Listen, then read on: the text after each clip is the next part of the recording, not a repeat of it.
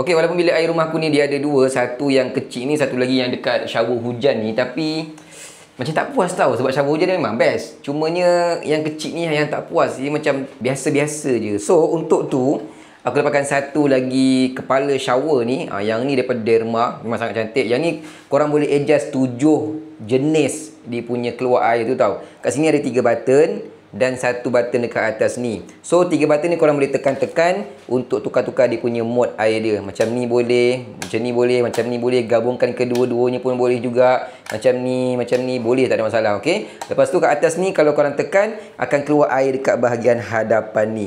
So cara nak pasang sangat mudah. Mula-mula korang buka dulu kepala shower yang lama ni. Macam ni Lepas tu cover bawah ni korang boleh buka kan. Yang oren ni korang kena letakkan tau. Jangan korang tinggalkan pula. Letakkan sama-sama macam ni. Lepas tu korang boleh pasangkan kedua-duanya. Yang oren ni dengan dia punya kepala shower ni dekat yang lama punya benda ni macam ni. Dah siap dah. So jom try. Sekarang ni dia off. Jadi tekan je button ni untuk keluarkan air. Macam ni. Jenis yang hujan. Lepas tu jenis yang macam ni. Nampak tak? Cantik je beralun dia kan. Lepas tu jenis yang macam ni pun ada juga.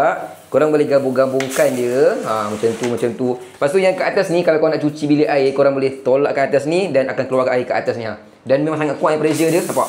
Memang sangat kuat tau. So nak cuci bilik air ke benda ke tak ada masalah punya. So guys, kepala shower daripada Derma ni nak dapatkan link ada kat bawah. Memang sangat best. Untuk korang punya bilik air yang tak ada shower macam ni pun, korang boleh pasangkan terus dekat dia punya keluar air tu. Tak ada masalah. Boleh je. Yang penting kena beli sebab harga dia murah dan function dia memang best.